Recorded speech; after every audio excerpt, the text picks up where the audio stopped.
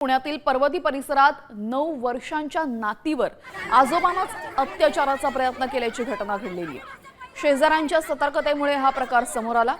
संतप्त नागरिकांनी आरोपीला पकडून बेदम मारहाण केली। या घटनेमुळे परिसरात मोठा तणाव निर्माण झालेला। जमावानं रात्री उशिरापर्यंत ठिय्या आंदोलन केलं।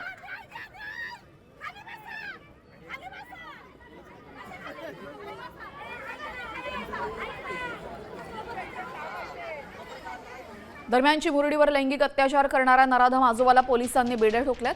दारूच्या नशेत आजोबांनी हे घृणास्पद कृत्य केल्याचं उघड झालेलं आहे। त्यांच्या विरोधात पॉस्को अंतर्गत गुन्हा दाखल करण्यात आला असून मंगळवारी रात्री हा संपूर्ण प्रकार उघडकीस आल्यानंतर पोलिसांनी तातडीनं कारवाई केली। या घटनेमुळे परिसरात तीव्र संताप व्यक्त केला जातोय। आजोबा आहे त्यांना ताब्यात घेतलेला आहे। मुलगीला जे आहे ते ससून हॉस्पिटलला पाठवण्यात आलेलं आहे। तिथे त्यांचे जे आहे ते मेडिकल प्रोसेस सुरू आहे आणि त्या ठिकाणी त्यांची आई पण आहे। दोघे मुलगी आणि आजी त्यांची आई दोघे सुखरूप आहे। देशमध्ये कायद्याचे राज आहे आणि कायद्यानुसार जे काही कारवाई आहे ते सर पोलीस करणार आहे। यांना जे आहे ते कमीत कमी वेळामध्ये चार्जशीट चेक करणार आहे आणि ते फास्ट ट्रॅक कोर्टमध्ये यांचे केस जे आहे ते चालवण्याचे आहे। पूर्णपणे जे आहे ते यांच्यामध्ये आपल्याकडून प्रयास होणार आहे। तर या नराधम आजोबाला पोलिसांकडून बेड्या ठोकलेल्या आहेत। काल रात्री उशिरापर्यंत या ठिकाणी आंदोलन चाललेलं होतं। नातीवरच आजोबांनी अत्याचार करण्याचा प्रयत्न केला, मात्र शेजाऱ्यांच्या सतर्कतेमुळे हा मोठा अनर्थ टळलेला आहे।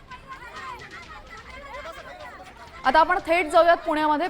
तिथे पोलीस स्टेशन बाहेर आमचा प्रतिनिधी अक्षय बडवे उपस्थित आहेत। त्यांच्याकडून आपण अधिक माहिती घेऊयात। अक्षय, नसरापूरची घटना ताजी असतानाच पुणे शहरातल्या पर्वती परिसरात एका ज्येष्ठ नागरिकाने त्याच्याच नातीवर लैंगिक अत्याचार केल्याची धक्कादायक घटना घडली आहे। मी सध्या पर्वती पोलीस ठाण्याबाहेर आहे आणि हा सगळा प्रकार जो आहे तो इथून काही अंतरावर असलेल्या एका भागात झाला।